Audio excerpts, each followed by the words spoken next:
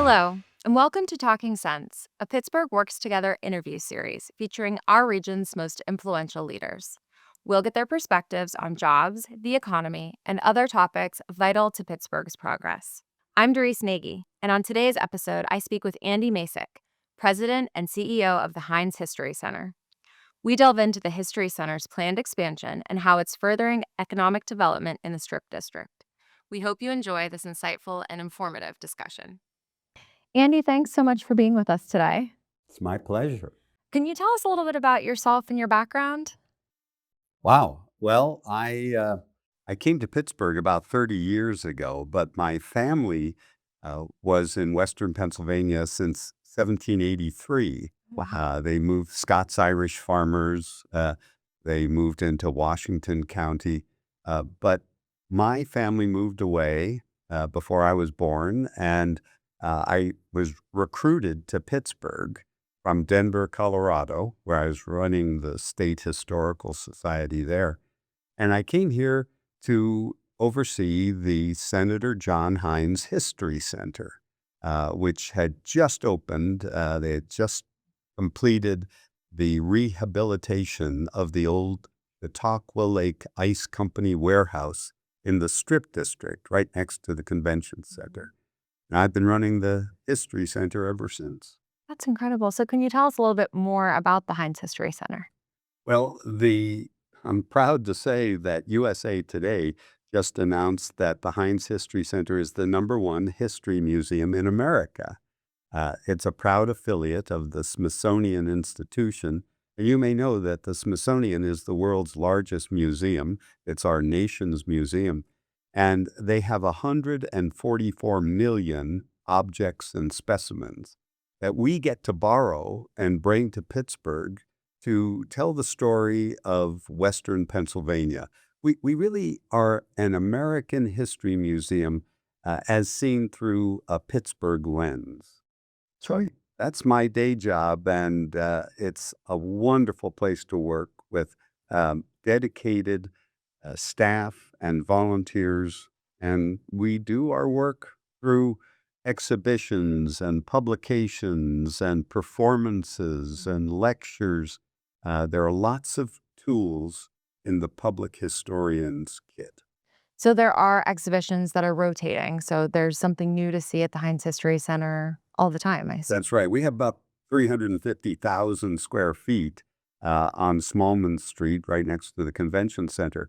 And there are some long-term exhibits like Innovation, Pittsburgh, a tradition of innovation, and our Heinz exhibit. People love to learn about Heinz. Our Slavery to Freedom exhibit about the African-American experience in Western Pennsylvania. And we have exhibits that rotate with some frequency, like one we just opened called My America. It's an exhibit of 35 artists from Pittsburgh came together, and we gave them the assignment or asked them the question, what does it mean to you to be American? And each of them took a very different take on it, just as you would expect. Americans Right. all have a different take, a different perspective. So that will last until the 250th anniversary of the United States next summer. Sure. Remember, July of 2026 is 250 years after the signing of the Declaration of Independence in 1776. And so, we've been hearing a lot about the expansion of the museum. Can you tell us a little bit about that exciting news? It is exciting. The History Center now owns the whole block between Smallman Street and Penn Avenue, 12th and 13th. Now, we built on half of that block already. That's where the present-day History Center sits. But we just demolished buildings on Penn Avenue where we will expand across the alley and build new galleries, new theater, an auditorium, 150-seat auditorium, a new cafe, classrooms, smart classrooms ready for kids who are learning electronically in ways that we never imagined. Right.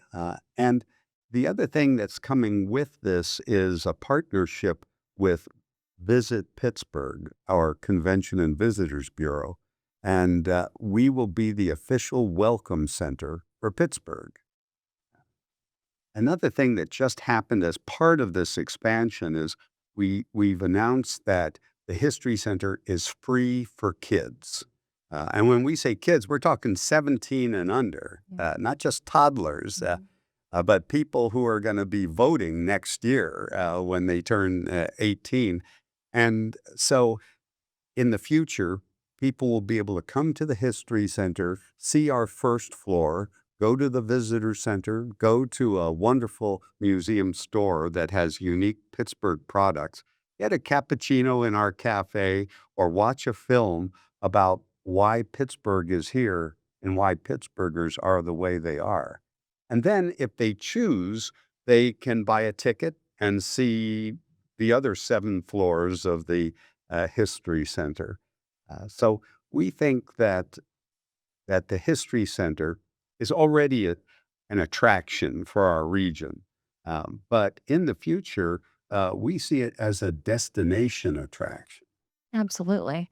And so, with the expansion, that obviously brings construction work and some other economic benefits during the build. But what ongoing role do you think museums like the Heinz History Center play in supporting jobs and the economy for our city?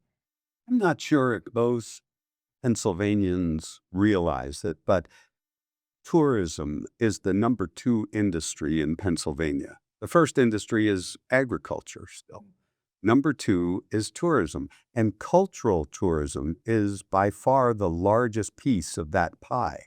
We're part of the cultural tourism infrastructure of Pittsburgh, and Pittsburgh has world-class museums, the Carnegie Museums, for example, the Aviary, Phipps Conservatory. Here, there are wonderful cultural assets here that draw people from around the world. So I think that this tourism industry and everything that's related to it, hotels and restaurants and everything that visitors to our region need, we are part of the economic engine that is driving Pittsburgh into the future. So, I have to ask, what's your favorite exhibit currently? Oh, wow.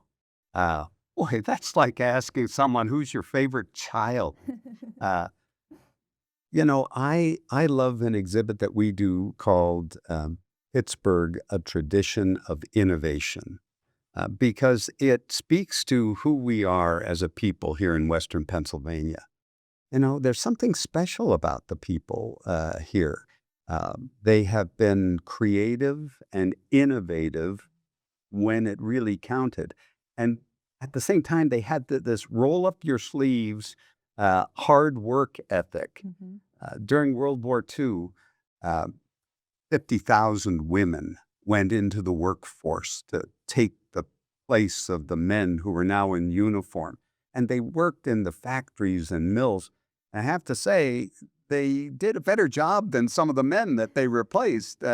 And we learned a lot about work during World War II. Uh, but uh, that image of Rosie the Riveter that you've seen, everybody's seen it. Mhm. But did you know that that was a Pittsburgh thing? Uh, J. Howard Miller, an artist for Westinghouse, was given the task of coming up with 41 posters for wartime production. We had the factories and mills were going 24/7. We were producing more steel than all the Axis powers put together, the enemy powers. More was coming out of Pittsburgh. And so Westinghouse wanted to encourage wartime production. So J. Howard Miller came up with this image of a woman making a muscle saying, "We can do it."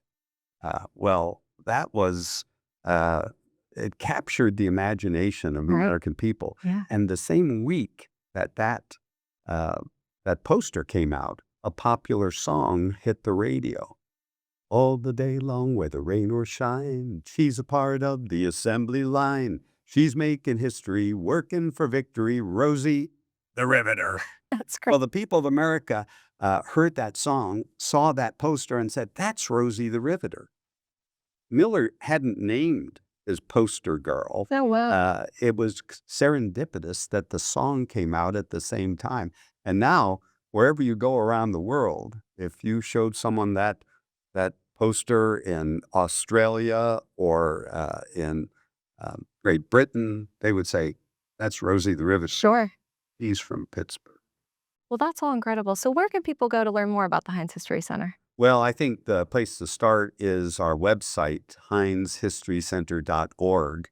But the best thing to do is just come down to the Strip District and spend a day with us at the History Center. There's something for everyone there. Well, Andy, thank you so much for being with us today. It's my pleasure. And thank you so much for watching. Please stay tuned for our next episode.